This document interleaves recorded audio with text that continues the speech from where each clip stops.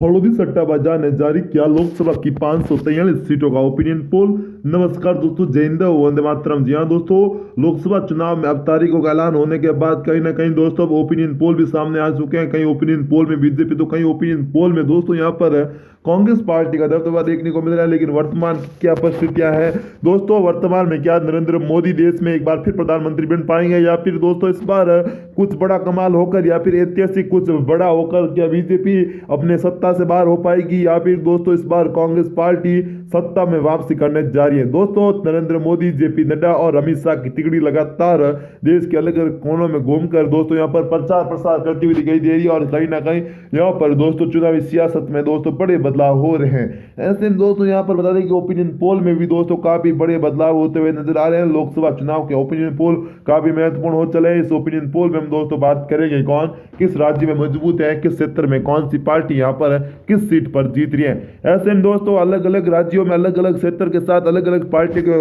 गठबंधन भी हमें देखने को मिल रहा है। जहां उत्तर प्रदेश में कांग्रेस और समाजवादी पार्टी एक साथ चुनावी मैदान में है, जबकि दोस्तों अगर बात करेंगे बिहार में, दोस्तों बिहार में कांग्रेस और आरएलडी यहाँ पर साथ में है। जबकि बिहार में भी दोस्तों बिहार में नीतीश कुमार और फिर भारतीय जनता पार्टी के बीच गठबंधन हो चुका है। इसके अलावा दोस्तों अगर बात करेंगे तो पश्चिम बंगाल में कांग्रेस, टीएमसी और बीजेपी अलग अलग चुनावी मैदान में है। जबकि उत्तर प्रदेश में बीजेपी ने छोटे दलों के साथ यहाँ पर चुनावी मैदान में उतर का ऐलान किया। तो ऐसे में दोस्तों यहाँ पर बड़े बदलाव होते हैं साफ तौर पर हमें नजर आ रहे हैं। तो दोस्तों कौन किस सीट पर जीतेगा, एक एक लोकसभा क्षेत्र के बारे में आपके सामने हम जानकारी दे रहे हैं। वीडियो लाइक जरूर कर दीजिए और चैनल पर पहली बार हैं तो नीचे रेड कलर के बटन दबाकर चैनल को सब्सक्राइब जरूर कर दीजिए। दोस्तों वर्तमान की परिस्थिति आप यहाँ पर बड़े बदलाव की ओर संकेत मिल रहे हैं। तो दोस्तों वीडियो करते हैं शुरू। कौन यहाँ पर बीजेपी जीतती हुई दिखाई दे रही है। जबकि अगर हम मिजोरम की बात करें, नॉर्थ ईस्ट का एक राज्य है जहां एक लोकसभा की सीट आती है। इस एक लोकसभा सीट पर भारतीय जनता पार्टी का कब्जा होता हुआ नजर आ रहा है। जी हाँ दोस्तों, इंडिया वर्सेस एनडीए गठबंधन का सीधा मुकाबला हम आपके सामने लेकर हाजिर हो चुके हैं। इसी बीच अगर सिक्किम की बात करें तो सिक्किम में भी एक लोकसभा की सीटें आती हैं।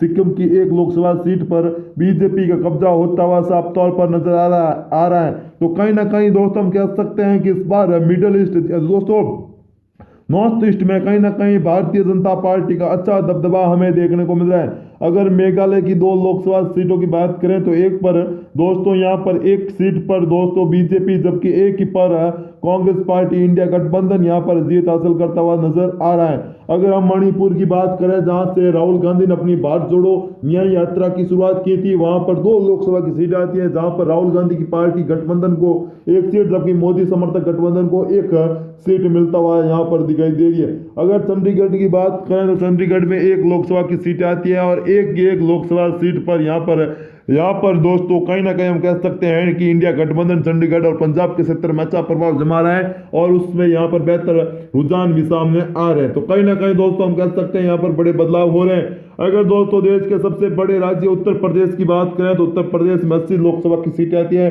80 लोकसभा सीटों में से बीजेपी की बात करें तो बीजेपी यहाँ पर 77 सीटें जीत रही है। जहाँ दोस्तों ऐतिहासिक जीत उत्तर प्रदेश में भारतीय जनता पार्टी को यहाँ पर मिल सकती है। जहाँ दोस्तों उत्तर प्रदेश में से 80 में से 77 सीटों पर भारतीय जनता पार्टी का कब्जा हो रहा है। जबकि अगर दोस्तों यहाँ पर इंडिया गठबंधन और समाजवादी पार्टी की बात करें तो सिर्फ 3 सीटें ही हैं यहाँ पर उन्हें मिलती हुई दिखाई दे रही है। जबकि अगर दोस्तों उत्तर प्रदेश में यहाँ पर बड़े बदलाव होते हुए साफ तौर पर हमें नजर आ रहे हैं। अगर दमन और दीव की बात करें तो यहाँ पर एक लोकसभा की सीट आती है और एक सीट पर भारतीय जनता पार्टी का कब्जा होता हुआ हमें यहाँ पर नजर आ रहा है। तो कहीं ना कहीं 2024 के रण में दोस्तों यहाँ पर कांटे के मुकाबले में बीजेपी यहाँ पर आगे दिखाई दे रही है और नरेंद्र मोदी का जलवा यहाँ पर एक बार फिर हमें लोकसभा चुनाव में देखने को मिलता हुआ साफ तौर पर हमें यहाँ पर नजर आ रहा है। इसी बीच पश्चिमी बंगाल की बात करें जहां पर सीए का सबसे ज्यादा विरोध हो रहा है, लेकिन चुनाव में बीजेपी को यहाँ पर जबरदस्त फायदा होता हुआ नजर आ रहा है। यहाँ की 42 सीटों में से बीजेपी 29 सीटों पर,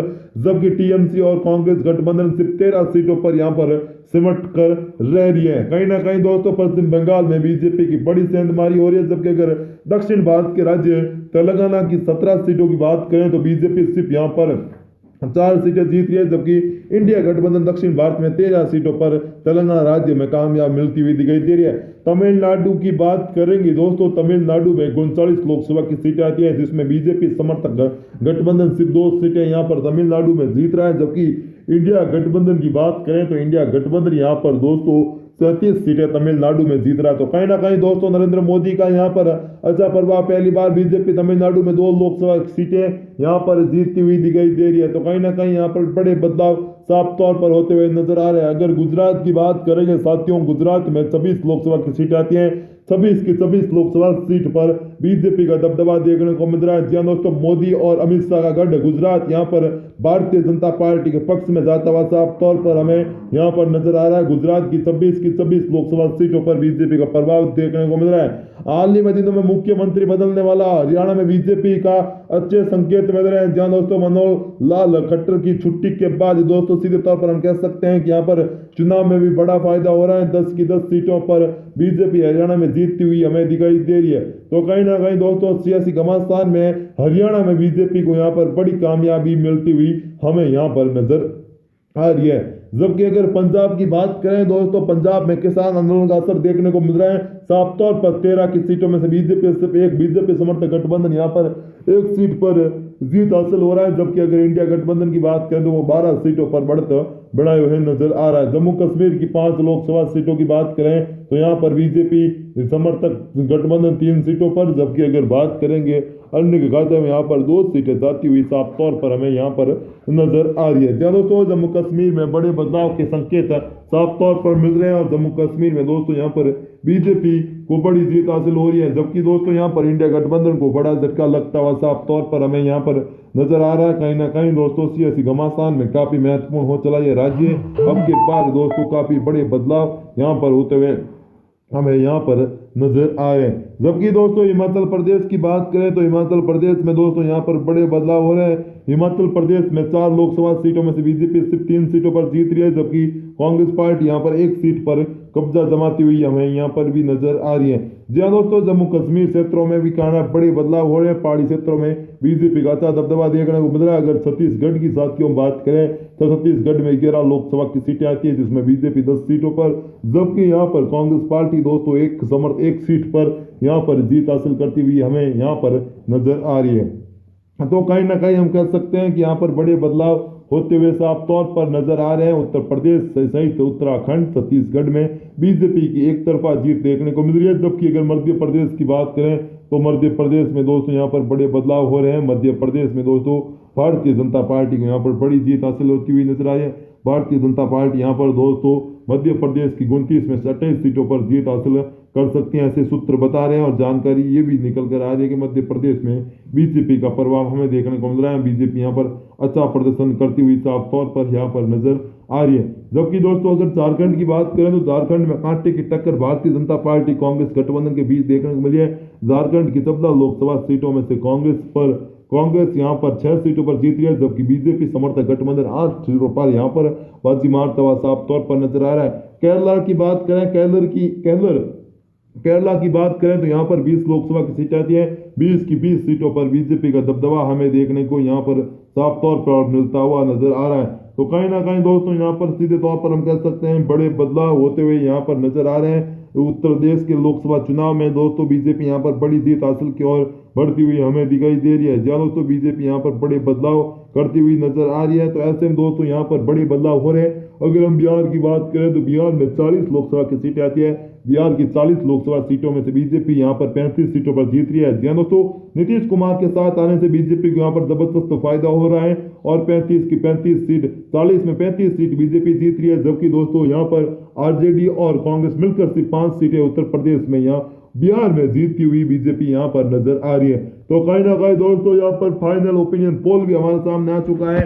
ओपिनियन पोल दोस्तों, फाइनल ओपिनियन पोल की बात करें तो 543 सीटों में से बीजेपी 399 सीटों पर जीत सकती है अगर आज लोकसभा के चुनाव होते हैं तो दोस्तों फाइनल ओपिनियन पोल में स्पष्ट रूप से बताया जा रहा है कि इस बार फिर भारतीय जनता पार्टी की देश में सरकार बन रही है। जी हाँ दोस्तों, बीजेपी यहाँ पर 399 सीटों के साथ बड़ी पार्टी के रूप में निकलकर सामने आ रही है। तो ओपिनियन पोल में दोस्तों स्पष्ट रूप से यहाँ पर बड़े बदलाव हो रहे हैं। जी हाँ दोस्तों, उत्तर प्रदेश हो या फिर बिहार हो या पश्चिम बंगाल, राजस्थान, उड़ीसा, झारखंड जैसे प्रमुख राज्यों में दोस्तों कहीं ना कहीं यहाँ पर भारतीय जनता पार्टी का दबदबा हमें देखने को मिल रहा है। स्पष्ट रूप से दोस्तों इस बार बीजेपी यहाँ पर दोस्तों देश में एक पूर्ण बहुमत की सरकार बनाती हुई नजर आ रही है। तो ऐसे में दोस्तों आपको क्या लगता है कि क्या देश में फिर प्रधानमंत्री मोदी फिर से जीत की ओर जा रहे हैं? दोस्तों क्या लगता है कि बीजेपी कितनी सीटें जीतेगी, कांग्रेस पार्टी कितनी सीटें जीतेगी? दोस्तों आप कमेंट करके जरूर बताएं। फिर मिलेंगे एक नए और फ्रेश वीडियो के साथ, तब तक के लिए जय हिंद, वंदे मातरम, भगवान के आप सभी का दिन शुभ हो। दोस्तों चैनल को अभी तक सब्सक्राइब नहीं किया तो नीचे रेड कलर के बटन दबा कर चैनल को सब्सक्राइब जरूर